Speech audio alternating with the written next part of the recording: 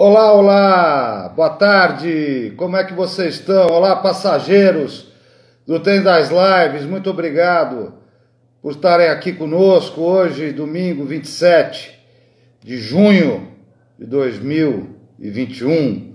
Nós vamos receber aqui um grande comunicador, Marcelo Abud, que há muitos anos vem batalhando aí pelas ondas do rádio, nas salas de aula, em programas, em podcasts fantásticos, e esperando aqui o Marcelo, a gente só vai dar uma palhinha para vocês, muito importante.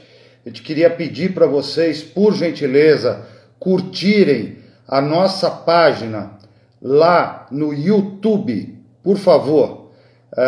Nós em breve vamos migrar para o YouTube e é necessário que vocês, por gentileza, curtam a nossa página lá no YouTube e continuem seguindo o Trem das Lives.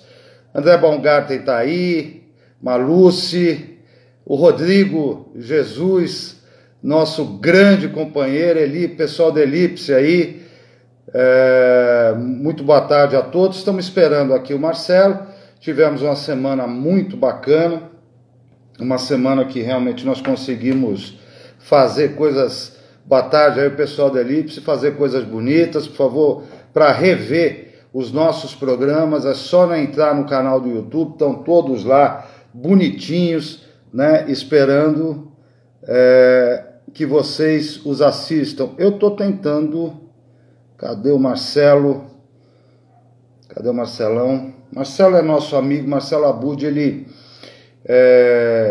já tem vários anos na área de comunicação, ele é roteirista, né? Ele vai contar um pouco aqui O Marcelo está entrando aqui, eu vou chamar o Marcelo Abud, e ele mesmo vai contar dele. Espera aí, fazer uma... Entrando. Fica chato, né, com o dedo assim. Vamos esperar o Abud entrar. Marcelão, vamos lá.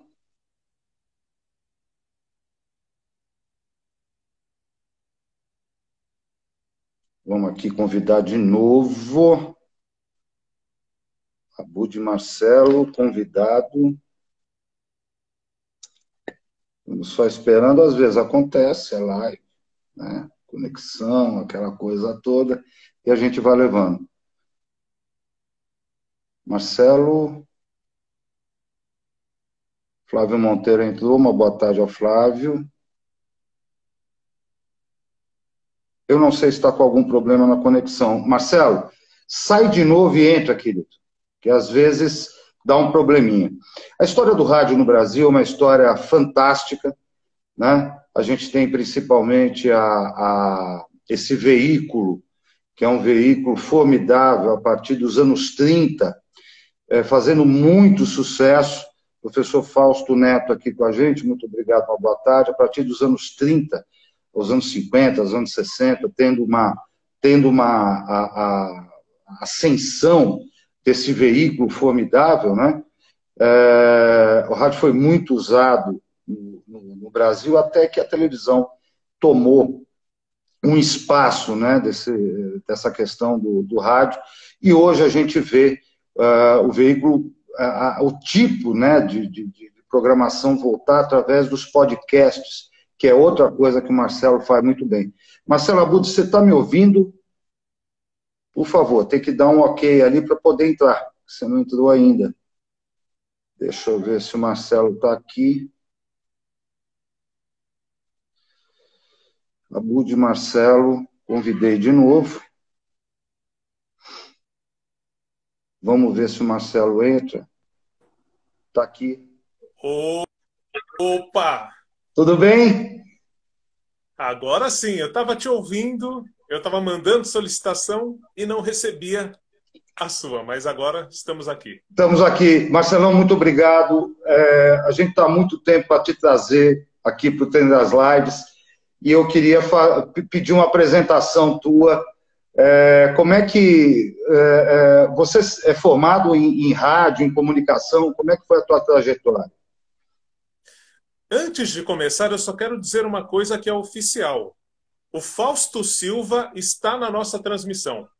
Não foi mentira o que nós falamos. O professor Fausto Neto é Fausto Silva Neto. Ele está aqui, é verdade. Pode escrever aí, Fausto. Faustão está aqui conosco. Ah, acharam que a gente ia fazer propaganda enganosa? De maneira alguma. Bom, mas vamos lá. Eu sou formado em publicidade e propaganda na graduação. Fiz, na verdade, em paralelo.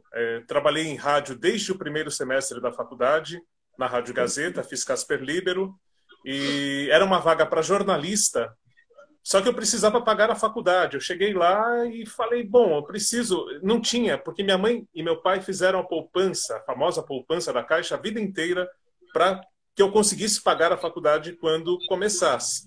E tudo que eles juntaram a vida inteira deu para pagar o primeiro semestre da faculdade, da Casper Libero. E aí eu tive que arrumar um estágio, eu já queria, claro, mas bati na porta lá da Rádio Gazeta, tinha um anúncio para estágio em jornalismo, como rádio escuta, a melhor profissão do mundo, que eu tinha que ficar ouvindo rádio e ganhava, quer dizer, pagavam a minha faculdade para isso. E deu certo. Fui lá, fiz um texto curto, uma notícia, fui aprovado, comecei a trabalhar em rádio já no primeiro semestre da faculdade. E de lá para frente, depois eu fiz o curso do Senac de locução, fiz radialismo, fiz curso de roteiro, e aí foram outras formações, e fui trabalhar com rádio logo depois que saí da faculdade. Aí a primeira experiência foi em Sorocaba, na Vanguarda FM, que era a única FM local em Sorocaba à época, ainda é uma rádio muito forte por lá. Muito. E fazendo teste, né? Foi tudo sem QI, né? Nunca tive o famoso QI, o quem indica, que tanto falam. E deu tudo certo. Estamos aqui. Eu estou aqui com o nosso grande amigo Dema, que é a nossa referência, o nosso mestre, né? Ele esteve aqui com a gente, Reinaldo Bessa aqui, grande poeta, professor, muito obrigado a todos. Júlia, você sabe que você é uma pessoa extremamente querida, e não é para menos. Marcelão, eu tenho uma pergunta pessoal a você. Você teve muita namorada? Porque com essa voz, cara, é uma coisa tão sedutora. Conta um pouco nisso. Olha, digamos que eu tive namoros que foram fantasias, né? Eu, na verdade, uma vez participei de um programa de rádio na Band FM, era um domingo à noite como hoje, e quem apresentava era o... Ah, meu Deus, não posso esquecer o nome dele, que era jurado até pouco tempo do programa do Ratinho, trabalha com música, faleceu agora há pouco tempo. Ó, gincana, para você matar quem... Ah, tá bem, tá bem. Não, que produziu o disco e tal, a gente vai lembrar. Isso, ele mesmo. Bom, ele apresentava um programa, né, que era justamente para as pessoas ligarem e conversarem. A ideia era ouvir o que as pessoas estavam sentindo. E era um domingo, fazia frio, 10 da noite, 11 da noite, eu liguei dizendo que eu me sentia incompreendido, que eu era muito tímido, que eu não conseguia namorar. Eu já tinha uns 19 para 20 anos, não era? E que eu era romântico, que não era incompreendido. Bom, resultado é que dessa participação em rádio, 2 meninas ligaram para a produção, passaram o telefone para que a produção entrasse em contato comigo de novo e passasse o telefone delas. E eu conheci as 2 meninas. Não namorei efetivamente com nenhuma delas, mas foi muito interessante essa questão. E eu tinha muito disso, Brengel, a questão da voz, não pela voz. Apesar de que quando eu era moleque eu fazia aquela coisa, achando meio que ser o Renato Russo era o... Sem dúvida. Eu lia a poesia assim, né? E aí, o amor... Quando achava meio Sérgio Boca. Depois eu vi que era mais legal ser natural, mas fui aprendendo. Os nossos amigos estão falando aqui, Arnaldo Sacomani. A gente não pode esquecer de um dos maiores produtores de música desse país, normal. Agora, escuta, você não tinha essa voz impostada, bonita desse jeito. Isso foi treino, né? Olha, a minha voz chamava atenção desde o ensino médio, hoje ensino médio, né? Mas era uma voz muito forçada. Eu falava tudo correto demais. Tinha muita gente que admirava, principalmente pessoas mais velhas, viam ali um moleque falando como tal. Então tinha essa coisa do R, né, no final das palavras, o I intermediário, que a gente aprende em curso de locução. Para o noticiário é muito importante, mas eu falava assim o tempo todo, então era meio robótico até, Brengo. Então não sei, eu acho que para algumas pessoas chamava atenção positivamente, para outras eu acho que até afastava um pouco, não era tão natural quanto hoje. Hoje eu não me preocupo, como eu estou falando, naquela época eu me preocupava demais. Eu te conheci há muitos anos, mais de 20 anos, você como roteirista de rádio e televisão. O que aconteceu? Você, depois do rádio, você também começou a fazer roteiro para filme, né? Sim, na verdade, assim, eu até trouxe aqui, como a gente conversou um pouquinho de manhã, trouxe algumas relíquias. Isso daqui é uma fita VHS que tem um trabalho que a gente fazia para TV Cultura. Eu e o Paulo Toledo Ceni ficamos nesse grupo do começo ao fim. Ele começou com 10 pessoas. E aí nós fazíamos vídeos de 1 minuto para o programa Fanzine da Cultura com Marcelo Rubens Paiva. O Paiva. Esses vídeos, era para ser um vídeo só, né? Mas como deu certo, a gente foi fazendo mais um. Aí, quando terminou essa experiência, nós fizemos uma empresa, eu e o Paulo Toledo Ceni, fita VHS, e pegamos a lista telefônica, não tinha Google nem internet naquela época, e aqui nós temos o livro do Dionísio da Silva, a lista telefônica, vamos fingir que isso daqui é a páginas amarelas da época. A gente pegou ali produtoras de vídeo e começamos a ligar uma por uma, e perguntar se elas trabalhavam com roteirista freelancer. A nossa experiência era com ficção, a gente fazia esses vídeos, na época da faculdade, eram super criativos, tudo, não tinha nada a ver com vídeo institucional, enfim, o que normalmente é a porta de entrada no mercado de vídeo, né?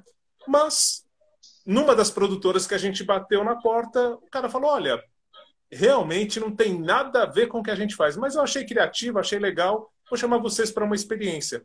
E a gente fez um primeiro vídeo que era para o lançamento de um empreendimento imobiliário, deu certo, a gente começou a mandar para outras e outras produtoras. Aí tem uma curiosidade muito interessante, que tinha uma produtora na lista telefônica chamada Diana Filmes, na Indianópolis. Pois é, nós olhamos aquilo e pensamos, a gente foi vendo os nomes, a gente não conhecia nada, Breno. Diana deve fazer coisa de casamento, a gente não quer fazer vídeo de casamento. Pulamos na Diana Filmes. Os caras fazem vídeo.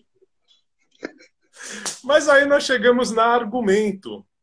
Aí nós chegamos numa produtora chamada Argumento. Eu tinha trabalhado na época da faculdade, e logo depois que me formei também, com roteiro de vídeo, no Telecurso 2000. Eu fazia uma coisa que chamava tráfego de roteiro. Então eu tinha que ficar fazendo a ponte entre os roteiristas e a Fundação Roberto Marinho, os professores da Fundação. Até que eu passei a fazer roteiros também para o Telecurso 2000. Mas aí foi uma experiência... Era muito engraçado, porque eu vivia com um radinho de pilha, como alguns desses que estão aqui no fundo, na minha mesa de produção. E aí eu ficava meio aéreo, assim, eu me concentrava muito no roteiro, mas o universo ao redor, eu ficava meio aéreo. Um dia, o Carlão, que era diretor do Telecurso, criou um personagem para eu fazer no Telecurso, que era o Avoado. Era um cara que estava sempre disperso, sempre nas nuvens. Então ele criou esse personagem para mim. E ali eu conheci o Carlão, a gente ficou, claro, né, na produção, ele admirava muito o meu trabalho. Conheci o Elia Júnior, foram pessoas muito bacanas no meu começo de carreira. Você lembra da voz do Avoado?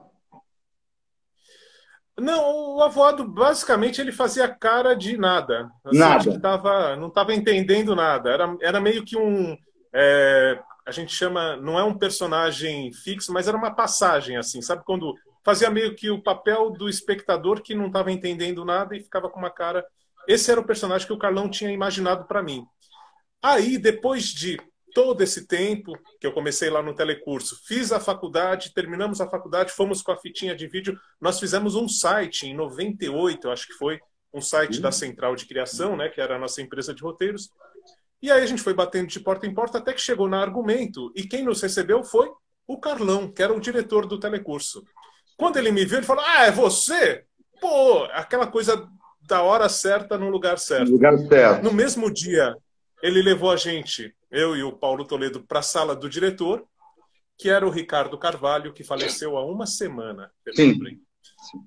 O Ricardo Carvalho chegou, nos recebeu de uma maneira extremamente humana, olhou para mim e para o Toledo e falou: olha, meu sonho não era ter essa produtora toda aqui, fazer esse monte de vídeos, isso dá muito trabalho, dá muita dor de cabeça. Meu sonho era ter uma empresa de roteiro de vídeo. Eu não consegui, então eu vou investir no sonho de vocês. E foi isso que aconteceu. A gente saiu dali com uma demanda de trabalho já, que foi uma concorrência para as loterias da Caixa. E dali a gente começou a fazer roteiro de domingo a domingo. A gente não tinha mais vida, porque a gente não tinha família, tudo, então era domingo a domingo. A gente trabalhava essa hora aqui, a gente estava terminando de ver a rodada do futebol para fazer o texto da zebrinha das loterias da Caixa para o programa do Milton Neves, que aí era uma atriz que fazia, não era mais aquela zebrinha do Fantástico, que agora até, né, foi retomada e tal. Mas enfim, a zebrinha das loterias da Caixa. O Marcos, Rádio Base, o Marcos, ele se formou em publicidade, mas foi para a área de roteiro, jornalismo, porque uma coisa nós temos que falar. A comunicação melhorou. O publicitário, o radialista, o podcaster, somos todos comunicadores. Então, por favor, sem esse negócio de ficar colocando mais amarras. Eu sou publicitário, mas eu sempre escrevi para jornal, para tudo que vocês... Então, eu sou um comunicador. Eu queria só, Abud, Marcelão, pontuar, eu acho que a gente não pode deixar passar. Ricardo Carvalho foi uma das pessoas mais queridas no meio da comunicação brasileira, e eu acho que um dos homens mais generosos que passaram por esse planeta. Só isso.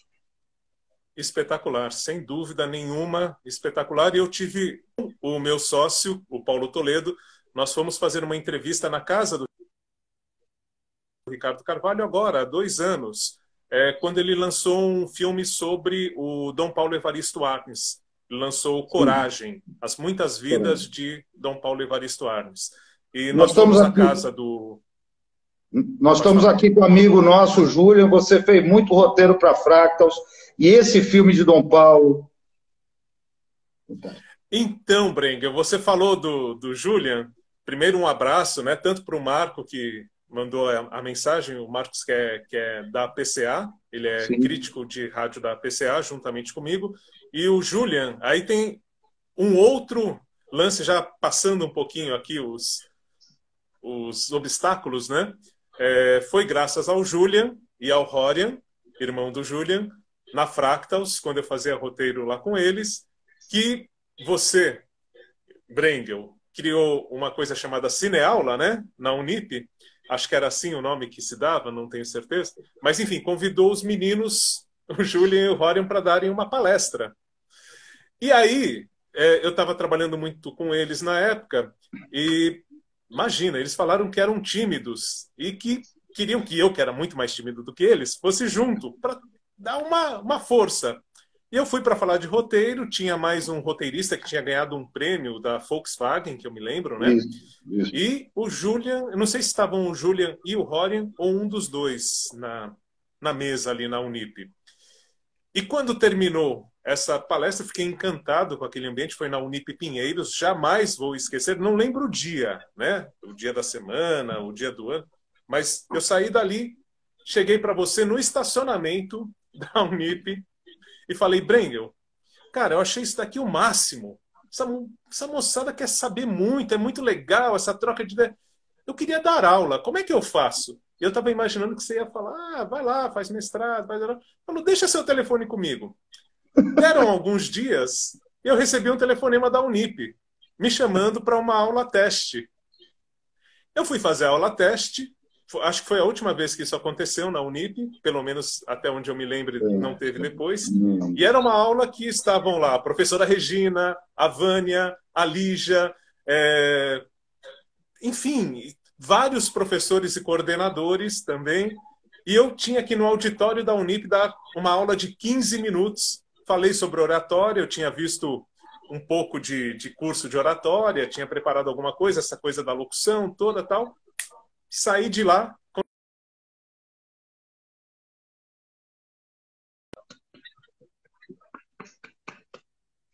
Rapaz, deu uma cortadinha. Não, não. Mas graças a você, Brengel, para mim deu uma... Mas graças a você, Brengel, eu me tornei professor, né? E é uma das maiores realizações que eu tenho na vida. Então, jamais vou esquecer esse dia. Foi incrível. E essa oportunidade. Eu te agradeço, mas graças a você, meu irmão, porque para juntar tanto talento, elegância, sabe, você é um cara muito estudioso, e uma coisa, gente, que eu preciso falar do Marcelo, é que ele não desiste.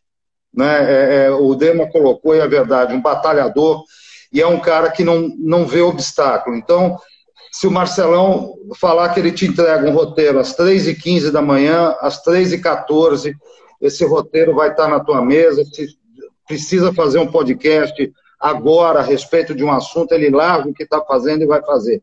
Isso é o profissional, isso é você, meu irmão, porque todo mundo acha muito bonito o rádio, a televisão, a propaganda, o jornalismo, mas não sabe que esse backstage é enlouquecedor. Quantas e quantas vezes a gente deixou uma família em casa, um aniversário de criança e tal, porque a gente precisava trabalhar. Não estou lamentando, não, porque a gente é muito feliz com o que faz.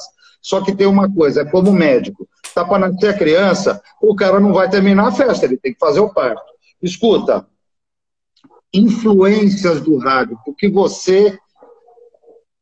Os 2, 3 caras que... Tem um monte, mas vamos lá, vai.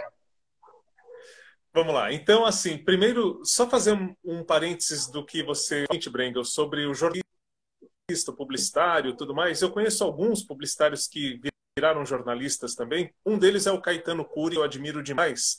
E eu chamo algumas dessas pessoas, não por serem publicitários ou jornalistas ou relações públicas, mas pelo talento que têm no que fazem, de jornalistas. E eu me considero um jornalista. Eu tenho a técnica do jornalismo, mas a arte está acima de qualquer aspecto na minha vida.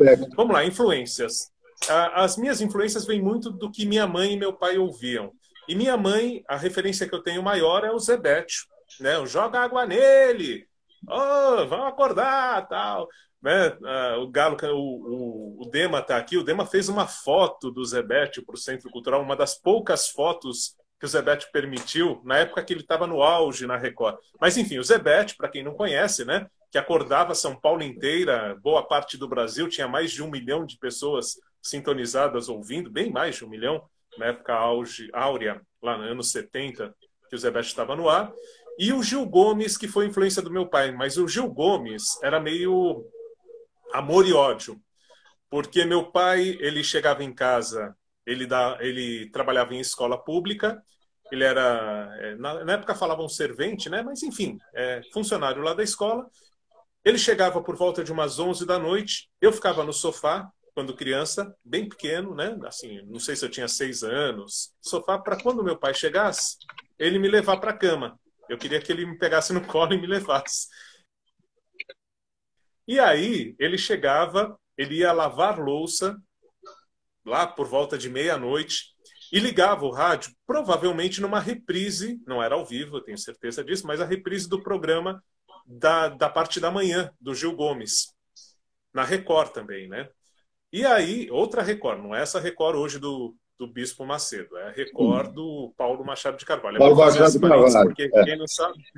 Mas, enfim, aí eu estava dormindo e aquela voz, aqueles casos, aqueles crimes, Brengel, ele contava tudo em detalhes, e aquilo entrava no meu sonho e virava um grandíssimo pesadelo, mas pesadelo mesmo. E aquilo me marcou demais. Então, assim, eu tinha pesadelo toda noite por causa do Gil Gomes. E assim, depois que eu cresci, é claro, e principalmente depois que meu pai se foi, Gil Gomes virou essa relação afetiva, né? Mas, enfim, o Gil Gomes, pelo jeito de contar histórias, o Zé Béttio, por uma comunicação popular que nunca se fez igual, e na adolescência, só para complementar, o Tavinho Sesc. O Tavinho Sesc foi o meu grande ídolo, foi o cara que me fez querer ser locutor. A Rádio Cidade era essa influência, né? E aí o Tavinho Sesc foi a minha grande influência. Eu ouvia tanto e participava tanto na Rádio Cidade, inclusive alguns dos nossos jovens espectadores agora não vão saber o que era um orelhão, uma ficha telefônica, mas eu voltava da faculdade, início dos anos 90, e estava passando Love Songs na cidade. Nossa! E aí eles sorteavam a triplex do Opium. Não vou falar o que é isso, se tiver menor aqui na sala, mas... Não, é motel, pô. O Opium é motel, tinha um triplex que é para surubas múltiplas, e o cara sorteava, pode falar. Não são vocês. Mas, enfim, aí eu ligava do orelhão para me inscrever para participar do Love Songs. E várias vezes ganhava. E aí eu criei uma técnica. Eu descobri que o locutor que estava lá na Rádio Cidade, ele tinha passado pelo Sistema Shopping de Comunicação, que era uma rádio que tinha no Paulista, no Jardim Sul, no Plaza Sul, onde eu trabalhei. E aí eu ligava para ele e falei, cara, não sei o que, eu sei que você passou por lá, eu estou trabalhando lá também. Aí ele me sorteava, assim, uma vez por mês eu ganhava o sorteio do Love Songs. Deixa eu falar um negócio, é rápido. Otávio Sessi Júnior, em 1979, no dia 30 de dezembro de 79, começou uma programação na rádio, acho que é Bandeirantes ainda, queria virar o ano tocando 1980 músicas. Eu fiquei 48 horas, eu dormi, evidentemente, com o rádio ligado. O Otavinho é um dos caras que mais entendem de rock and roll, acabou, não vou falar mais. Eu quero só que você me fale agora. Mais dois nomes que não podem faltar. Hã? Osmar Santos e Fiore Giliotti, só para completar as referências aí.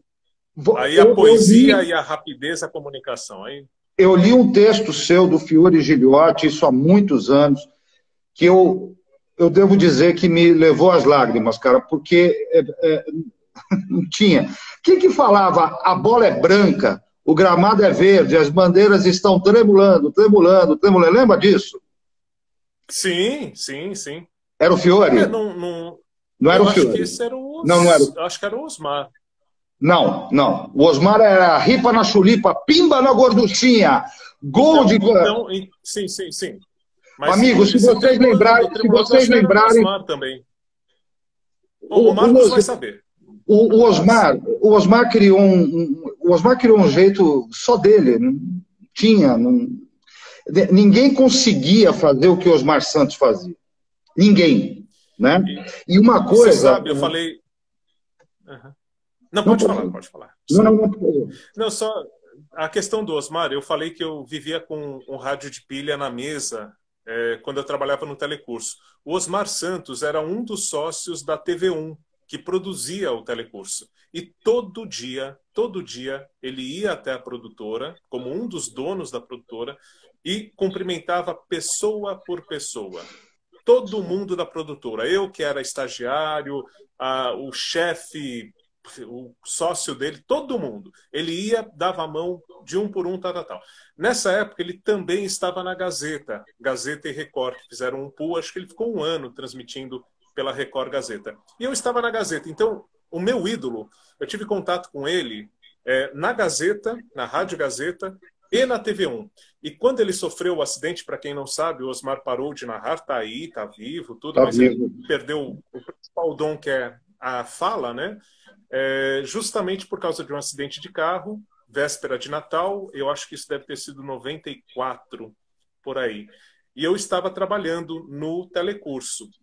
E como eu tinha o radinho de pilha, na hora que assim saiu a notícia do acidente, eu peguei esse radinho de pilha, coloquei no meio de uma mesa, a sala de reunião, e todo mundo da produtora ficou em volta para ter notícias do Osmar Santos, que foi um choque absurdo aquilo.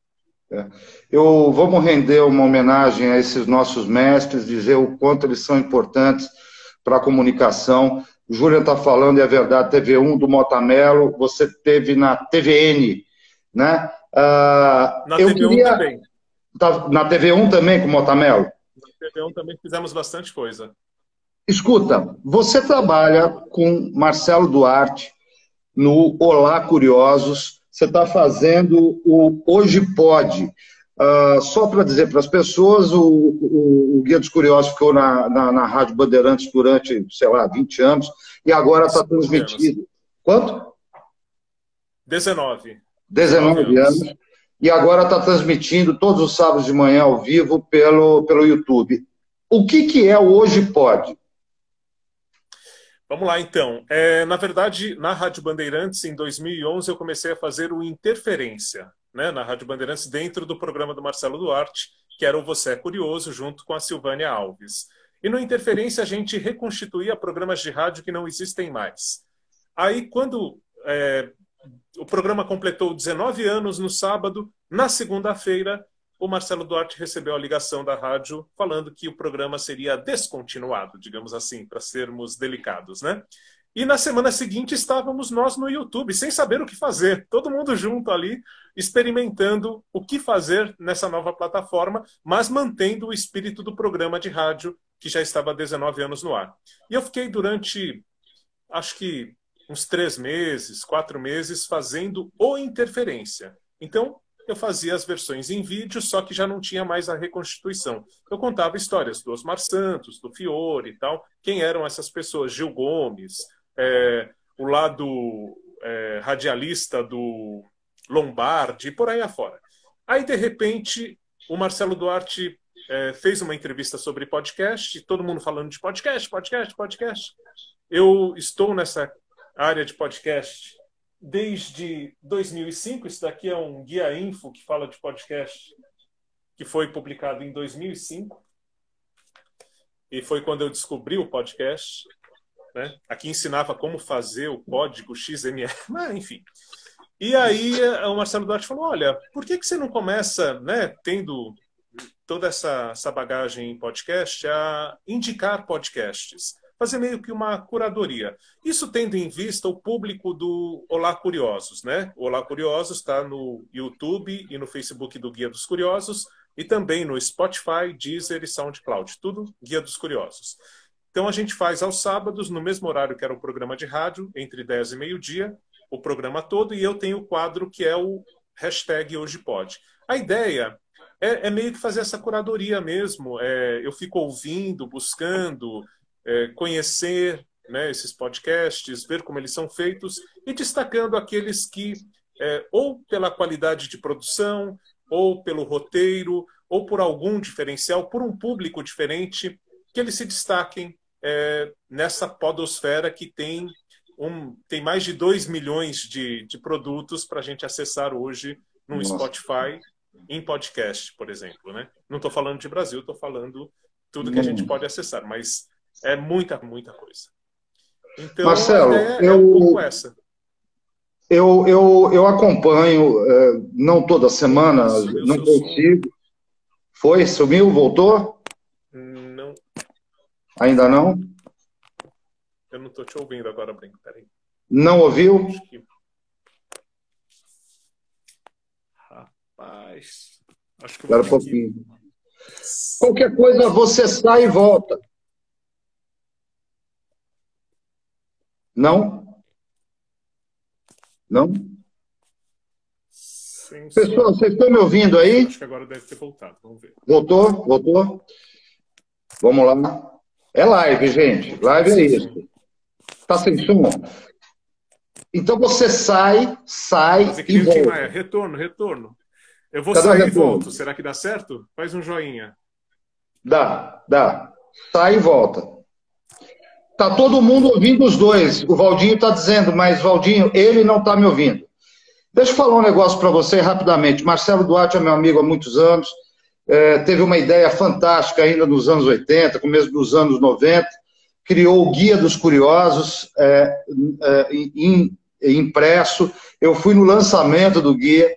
E aí ele começou a criar produtos em cima do Guia dos Curiosos. E um desses produtos foi, durante 19 anos, na Rádio Bandeirantes, um programa maravilhoso, com extremo, com público lá em cima, e deixou muito a gente chateado quando, depois de, como o Marcelão disse,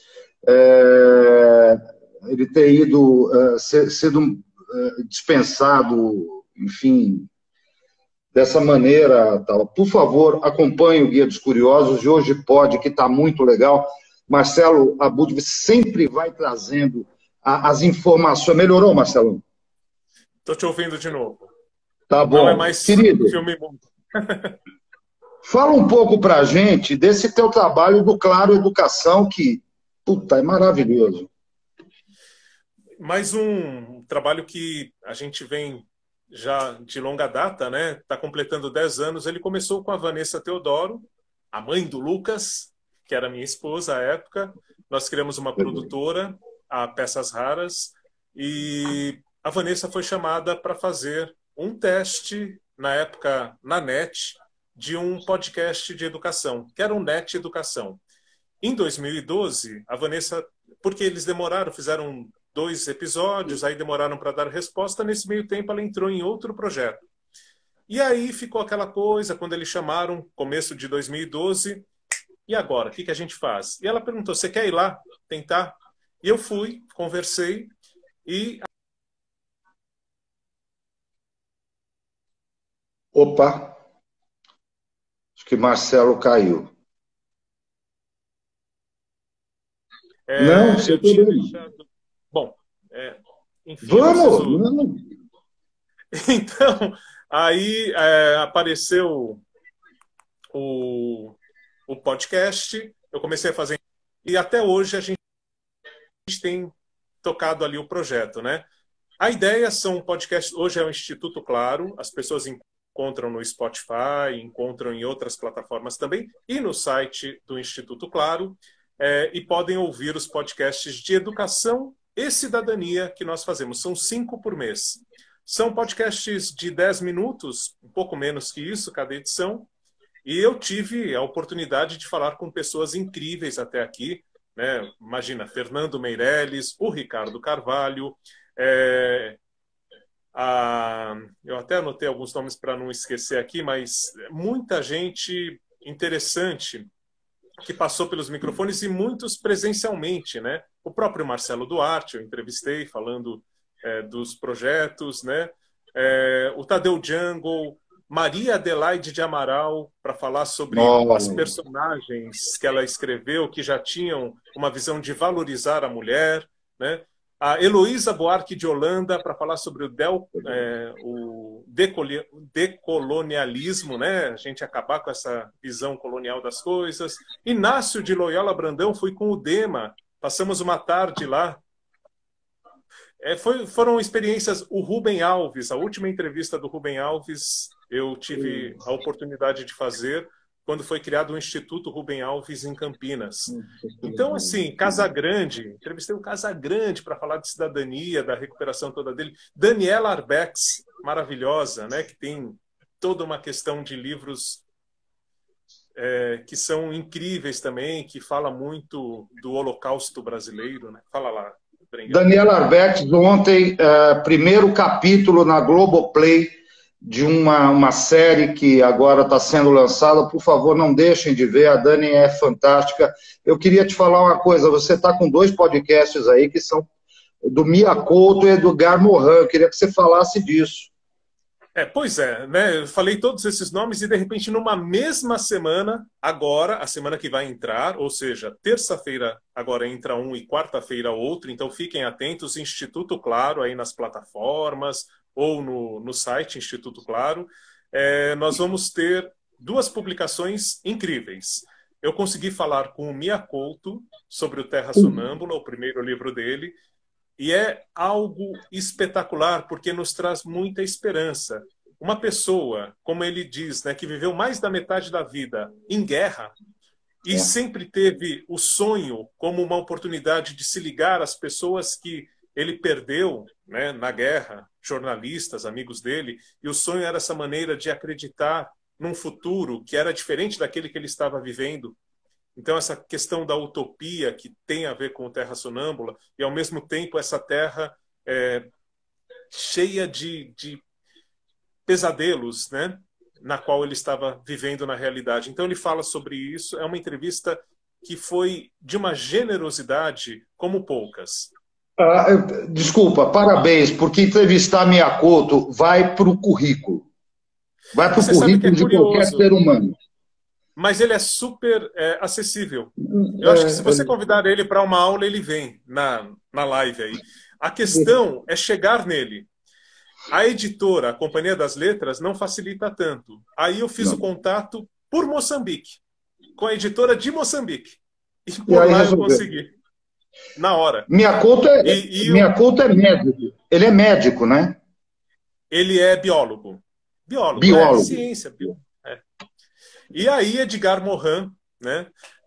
Esse não é uma entrevista original, ele vai completar 100 anos agora. Aliás, amanhã, às 3 horas da tarde, ele vai participar de um evento no YouTube do Sesc São Paulo. Então, Edgar Morin, 100 anos, amanhã no Sesc ele comemora lá. Mas para nós, ele imagina, o mundo inteiro quer falar com Edgar Morin. Ele publicou um livro agora sobre as lições do coronavírus. E aí ele não consegue, imagina, atender o mundo inteiro. Então o que ele fez generosamente foi nos autorizar a utilizar uma palestra que ele fez lá na França. Nós traduzimos esse conteúdo, fizemos, o Reinaldo Bessa fez a tradução, o Reinaldo Bessa acho que está aqui, e ajudou na transcrição. O Daniel Greco fez a locução, né, a voz off, como a gente fala. E nós temos um material incrível. São duas entrevistas, tanto o Miyakoto como o Morin, não só pela visão de mundo e pelas dificuldades. Imagina, o Morin perdeu a mãe por causa da gripe espanhola. Aí eu ficava me perguntando, mas peraí, ele nasceu em 21 e a gripe espanhola foi antes. Como assim, né? Não fazia muito. E na verdade, foi em decorrência da gripe espanhola, porque ela teve gripe espanhola, ela sobreviveu, mas ela não poderia engravidar. E aí, a primeira gravidez que ela teve, ela conseguiu abortar, né, clandestinamente, e a segunda, não deu certo o aborto. E aí ela estava fadada a morrer e a criança não nascer. Essa criança foi o Miyakoto, o Morin. O Edgar Morin nasceu e ela sobreviveu por 10 anos. Mas aos 10 anos o Morin perdeu a mãe, perdeu o chão, perdeu tudo e começou a ter essa coisa da resiliência que está muito presente no discurso dele, na obra dele e nesse momento. É maravilhoso ouvir para nos dar esperança. Quando eu pisei na faculdade de comunicação, segunda, terceira aula, o professor entrou na aula e disse o seguinte: vocês já leram Edgar Morin? Não. Pode ir embora, vai ler meia dúzia de livros, depois... Não, porque era obrigatório. Devia ser obrigatório hoje, mas a cabeça desse cara... Eu não estou dizendo que tem que concordar, discordar. A questão dele é o que ele provoca na gente, né, como intelectual. Escuta, e Vila Sésamo? Você não falou de Vila Sésamo? Então, Vila Sésamo foi um presente de aniversário, né? Está fazendo 1 ano, faço aniversário agora em agosto, ele entrou no ar em agosto, a primeira série, foram 5 episódios no ano passado, de uma série chamada Vamos Brincar, que fala da importância do brincar, né, de estar em contato com a imaginação, com toda essa questão do lúdico, para educadores e educadoras e para, principalmente, famílias. Então, o foco público são os adultos, que foram crianças lá quando o Vila Sésamo estava na televisão e tudo mais, né? E esse ano a gente acabou de estrear, entrou no ar semana passada, uma segunda série chamada Sonhar, Planejar, Alcançar, que é sobre educação financeira para crianças, mas também destinada aos adultos que lidam com essas crianças. E no meio disso tem uma série voltada para crianças, que aí não é produção da Peças Raras, foi produzida pelos mesmos roteiristas da série de TV, com as mesmas vozes que fazem os personagens, né, da Sésamo, para as crianças ouvirem esses podcasts. E agora a gente está preparando mais uma. Espera um pouquinho. Qual que é a tua função no Vila Sésamo hoje? Então, o Vila Sésamo é interessante porque é diferente do Instituto Claro. O Instituto Claro somos eu e o Daniel Greco que fazemos tudo, desde a proposta da pauta até a entrega daquele material editado, o texto, a foto que vai com uma editora do portal que dá a cara final.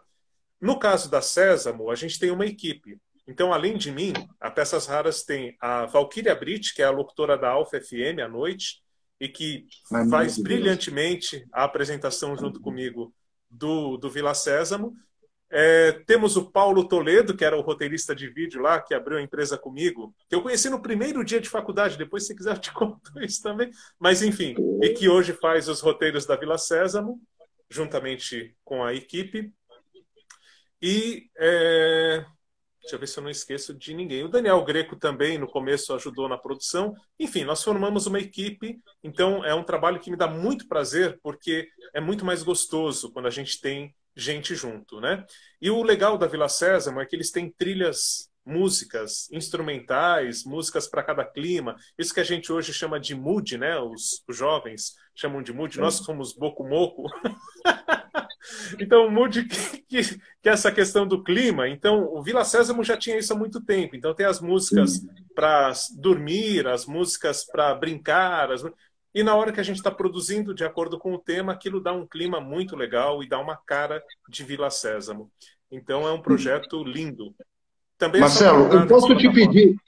Eu posso te pedir uma gentileza, depois que a gente gravar a live e tal, você, por favor, nos comentários, colocar todos os links para a gente poder te seguir, porque a minha infância, eu acredito que é de muitos brasileiros, com Sônia Braga, todo mundo, era Vila Sésamo na TV Globo, ainda preto e branco, e eu gostaria muito, e eu vou pedir às pessoas que estão aqui que sigam, por favor, o trabalho do Marcelo Abud. Você está brincando? Eu estou vendo o roteiro? Capítulo... Esse é do Cocoricó.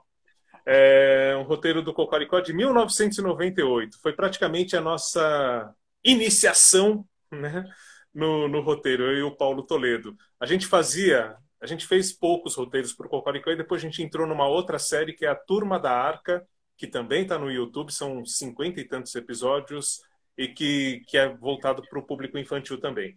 Mas o Cocoricó, curiosamente, começa esse episódio com um locutor de rádio. Não sei por que esse tipo de influência no roteiro do Cocoricó, não sei.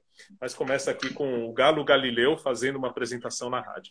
Mas nós fazíamos esses roteiros, Brengel, na casa da mãe do Toledo, dos pais do Toledo, né? Com uma cachorrinha que não parava de latir. E os pais dele, a gente fazia na sala, no cantinho da sala, uma escrivaninha que tinha ali, os dois ali, né, amuados.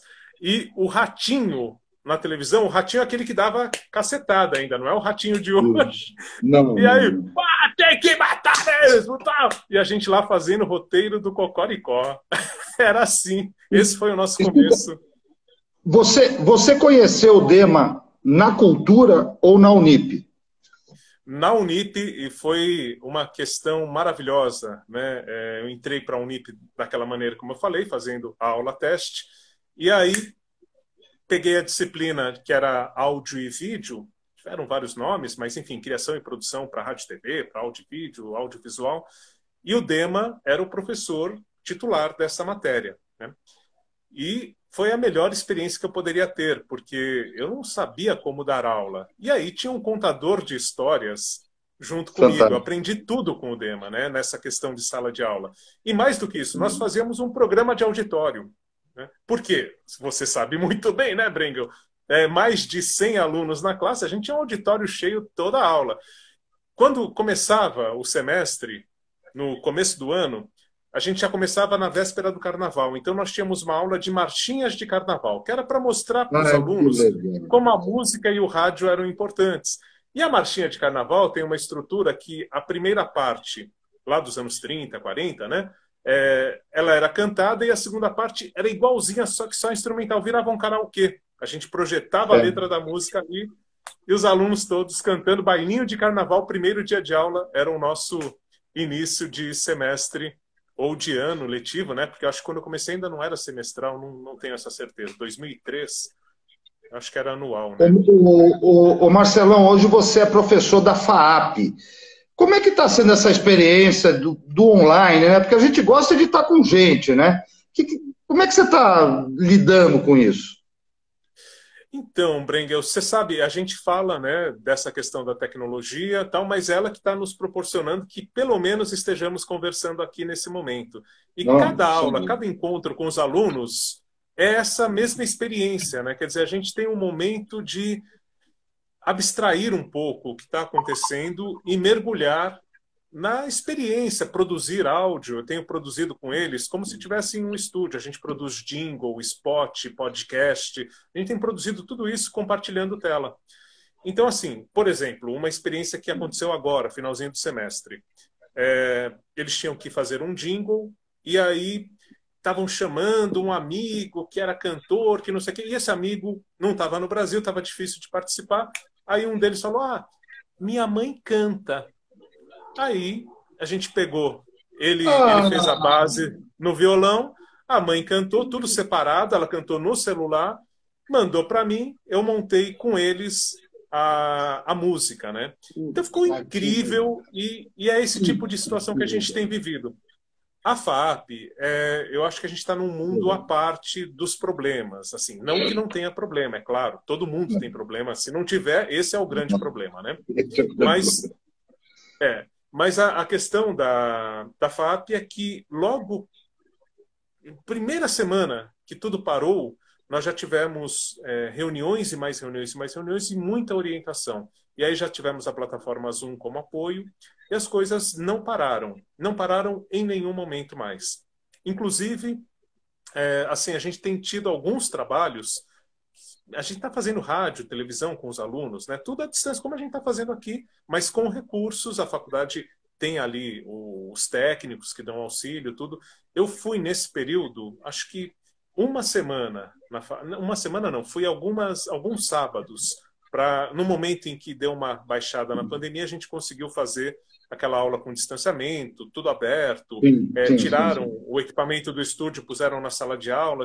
Foi uma experiência muito emocionante, né? De máscara o tempo todo, mas os alunos não esquecem esse momento, né? A gente conseguiu. Mas mesmo quando não é possível, como não tem sido,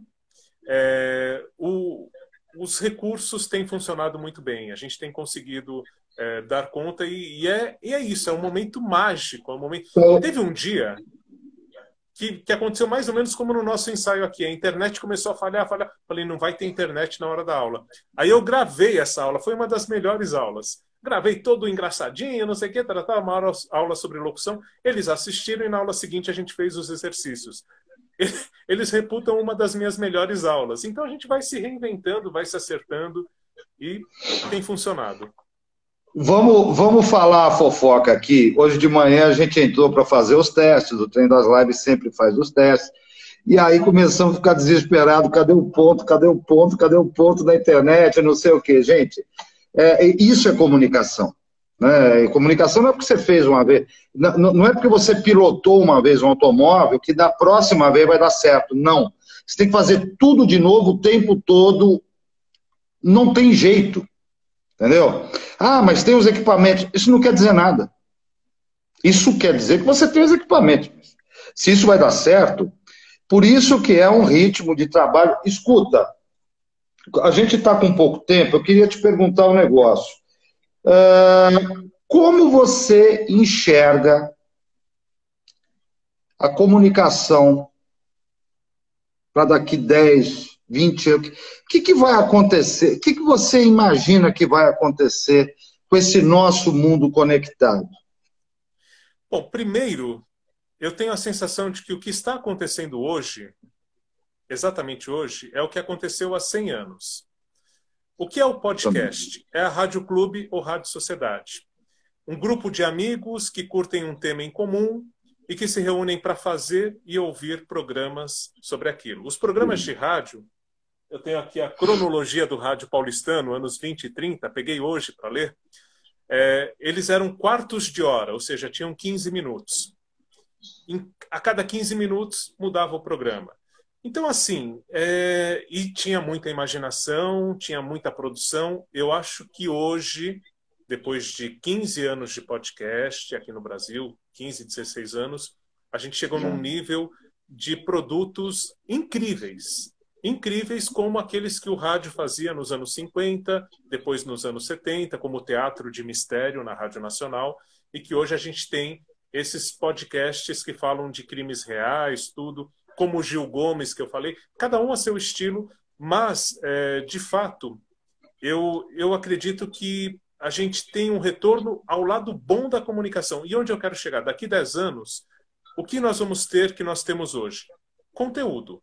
O conteúdo que nós tínhamos há 100 anos, que era importante, criação e conteúdo, e o conteúdo vai continuar a ser importante. O resto, as máquinas devem fazer. Já tem robô que faz, por exemplo, o Brengel falando em qualquer língua, com a voz do Brengel. Então, para dublagem, a gente já tem como praticamente, com uma qualidade razoável, eliminar esse profissional de dublagem em outras línguas.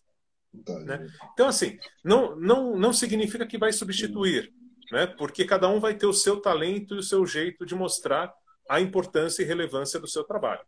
E no meu caso, eu ouvi isso na época da faculdade, levei a sério, é o conteúdo. Por isso que eu fui para roteiro. Eu tive uma aula de roteiro na faculdade. Aí, quando terminou, eu cheguei para esse professor, porque era a faculdade de publicidade. A gente não tinha um curso de roteiro na faculdade. Aí terminou a aula, eu cheguei para esse professor, o Rubens, que era cineasta, tudo. Falei, olha, cara, adorei isso. Como eu fiz com você. Quero saber mais. Aí ele me explicou em pormenores, me deu um livro, outro livro e tal. Eu comecei a ler, já, daqui a pouco eu estava convidado por ele, dando aula para o semestre anterior de roteiro. Que legal. E aí me apaixonei por essa história. Então, assim, ali eu percebi que o que faria a diferença era a nossa sinapse, as nossas relações mentais. É isso que vai fazer diferença, porque o resto a máquina cria. Quando, eu espero que seja assim, quando as pessoas ouvirem a entrevista do Mia Couto, a entrevista especialmente do Edgar Morin, elas vão ouvir um recorte de todo o pensamento centenário do Morin. Só que esse recorte vai ser único, não está em lugar nenhum. Não é pegar um material e vamos... Essa história que eu falei da mãe do Morin, ela está ligada ao final do roteiro, quando a gente fala da gestação do futuro.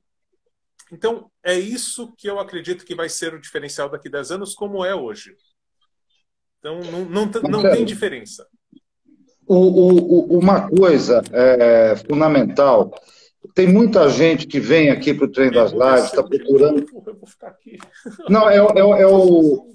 Tenta aqui. Eu tirei o fone. Tirou? Para ver se funciona. Vamos ver. Peraí. Eu vou aqui em mídia. Vamos ver. Que coisa. Acontece. Rapaz.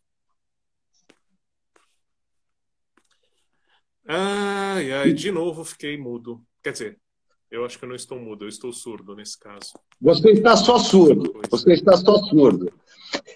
Enquanto você tenta... Sair e entrar de novo, Brengel. Entra e sai, eu vou complementar um pensamento. Última saidinha, digamos. Última saidinha. Eu quero só dizer aos amigos que uma das coisas fundamentais é pensar essa comunicação, né, como que nós vamos navegar, né, nessa oferta, né, de produtos de comunicação, como é o Trem das Lives nesse momento. Né? E uma segunda coisa é a democratização do meio, né, ou das formas de comunicar, que fazem com que você possa estar aqui nesse momento e daqui a pouco você não tá vendo a televisão que todo mundo vê, você está criando aquilo que você quer assistir. Não é?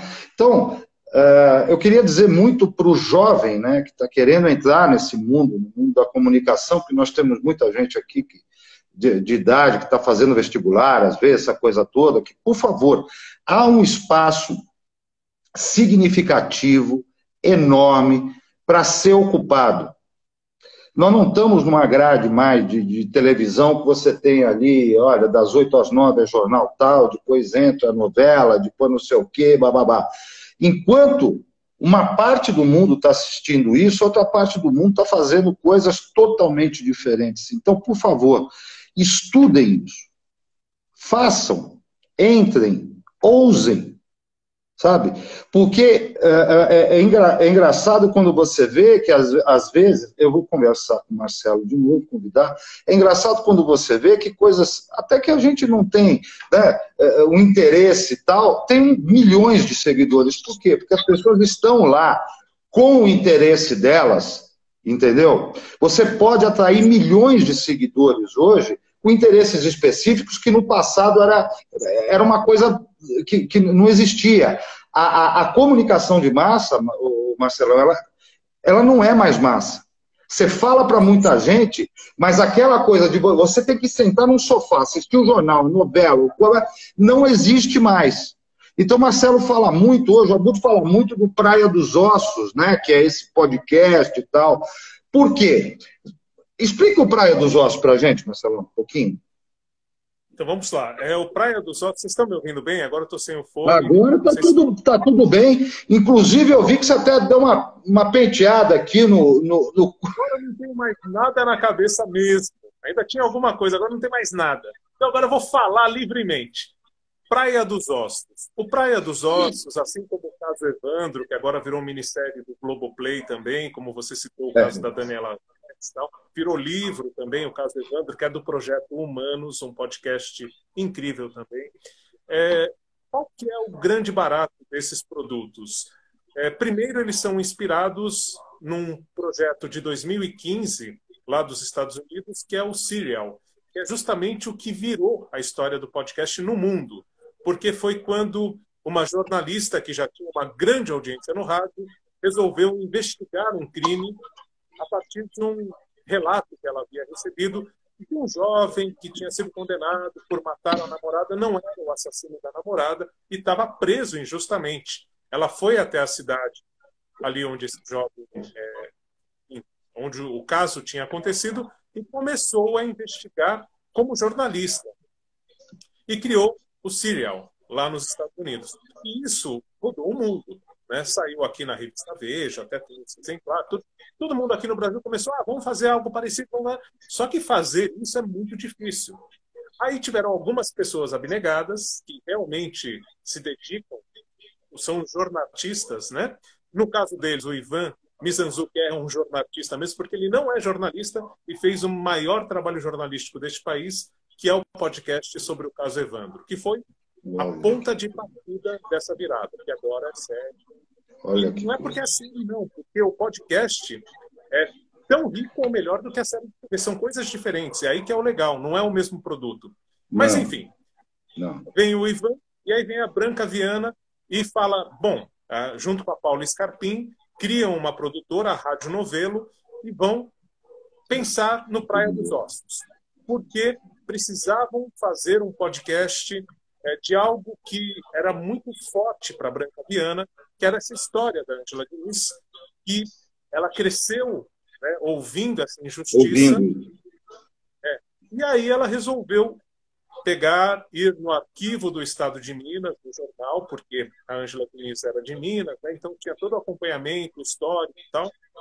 E ela foi remontando essa história e ouvindo todo mundo que pudesse ter ligação, inclusive o Doc Street está no podcast.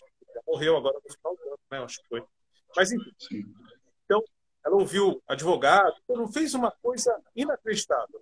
E é um podcast que tem um conteúdo totalmente de apuração jornalística, mas que, ao mesmo tempo, tem essa questão de ir construindo uma narrativa extremamente envolvente, com trilha sonora original, ou seja, tudo com um bom produto, como se fosse cinema. 1 ano e meio produzindo, acho que são 8 episódios, e mais 10 episódios.